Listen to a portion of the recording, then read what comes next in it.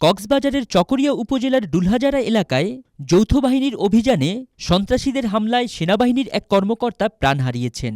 তিনি BA 11453 lieutenant Tanzim Sarwar নির্জন।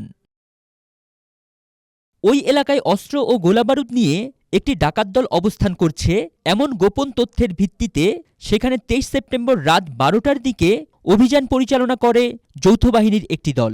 অভিযানে মেজর উজ্জ্বল, লেফটেন্যান্ট তানজিম সহ 2 জন জেসিও ছিলেন। রাত 12টা 30 মিনিটের দিকে সন্দেহভাজন বাড়িটি ঘিরে ফেলে যৌথ বাহিনী।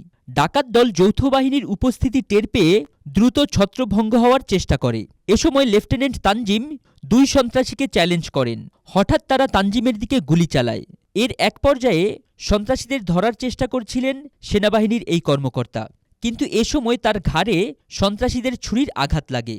এতে তিনি গুরুতর আহত হন এবং তাদের ধরতে ব্যর্থ হন। পরে সেনা কর্মকর্তা নির্জনকে দ্রুত উদ্ধার করে চকরিয়া খ্রিস্টান হাসপাতালে নেওয়া হয়। অবস্থার অবনতি হলে রামু সম্মিলিত সামরিক হাসপাতালে নিলে ভোর 5টা 40 মিনিটে কর্তব্যরত চিকিৎসক তাকে মৃত ঘোষণা করেন।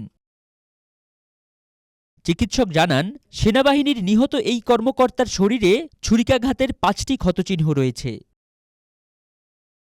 জানা গেছে, নিহত অফিসার তানজিম সরোয়ার নির্জনের বাড়ি টাঙ্গাইল জেলার সদর উপজেলার মিরের বেতকা থানার খারের বেতকা গ্রামে।